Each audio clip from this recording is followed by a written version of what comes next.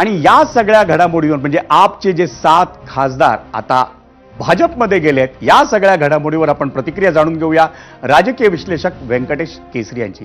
केसरीजी, आपलं स्वागत आहे एबीपी माझाच्या 0 ओव्हर या कार्यक्रमात. आपली पहिली प्रतिक्रिया, आणि जर सर्वसामान्य माणसाला हे राजकारण समजून द्यायचं असेल तर नेमकं या घडामोडीकडे कसं पाहायचं?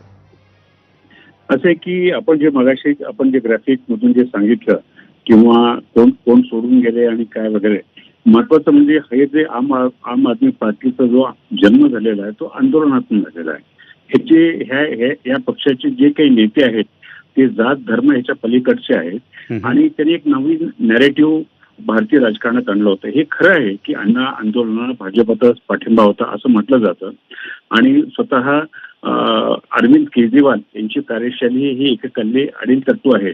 परंतु गेली 15 वर्ष जे दिल्लीत त्यांनी काम केलेलं आहे, विशेषतः मोहल्ला क्लिनिक असेल, शिक्षण असेल किंवा महिलांसाठी ज्या मोफत बससेवा असतील किंवा वेलफेअर प्रोग्रामवरती ही पार्टी 3दा दिल्लीमध्ये राजकारणात आली. याची मर्यादा आहे, हे अम्बिशियस आहे. हे 1914चं जे लोकसभेचे इलेक्शन होतं ते नरेंद्र मोदी यांच्या विरोधात लढले. याचा अर्थ होता की यांना पंतप्रधान व्हायचं आहे म्हणून. परंतु भारतीय राजकारणामध्ये आजकाल सर्व कौटुंबिक पक्ष झालेत, जे प्रादेशिक पक्ष आहेत, कुटुंबातून जन्मलेले, आणि जे 2 राष्ट्रीय पक्ष आहेत काँग्रेस आणि भाजप, तर यांची कार्यशैली वेगवेगळी आहे. काँग्रेस सुद्धा आज जे मार खात होते त्यांच्या डायनेस्टीमुळं. तर त्यामुळं केजरीवाल हे सर्व हे जरी ह्याला जबाबदार असले तरी अशा व्यक्तींना ज्यांच्या विरुद्ध ईडीच्या केसेस टाकलेल्या आहेत, ज्यांच्या विरुद्ध भ्रष्टाचाराचे आरोप आहेत किंवा जे त्यांचं कॅरेक्टर संदिग्ध आहे, अशा पक्षांना, अशा व्यक्तींना भाजप आपल्या पक्षात का घेते हा सर्वात महत्वाचा मुद्दा आहे. भाजपला गरज नाहीये, भाजपकडे मेजॉरिटी आहे. इतर पक्षातले जे वादग्रस्त नेते आहेत त्यांना घ्यायचं म्हणजे एका अर्थाने तुम्ही विरोधी पक्षांना पोलीस देता की आमची वॉशिंग मशीन आहे म्हणून. एकीकडे चाल चेहरा आणि चरित्र बदलण्याची गोष्ट करायची म्हणजे ही जी फूट झाली आहे आम आदमी पार्टीची, ह्याला सर्वस्वी केजरीवाल जबाबदार आहेत, याच्याविषयी दुमत नाहीये.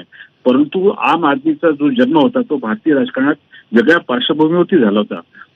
दक्षिणेमध्ये द्रविड मुन्नेत्र कझगम आहे, तर ते वेगळ्या विचारसरणीतून आले होते. तेलुगू देशम पार्टी आहे, ती प्राईडच्या प्रश्नावरती होत्या, आंध्राचा स्वाभिमान म्हणून.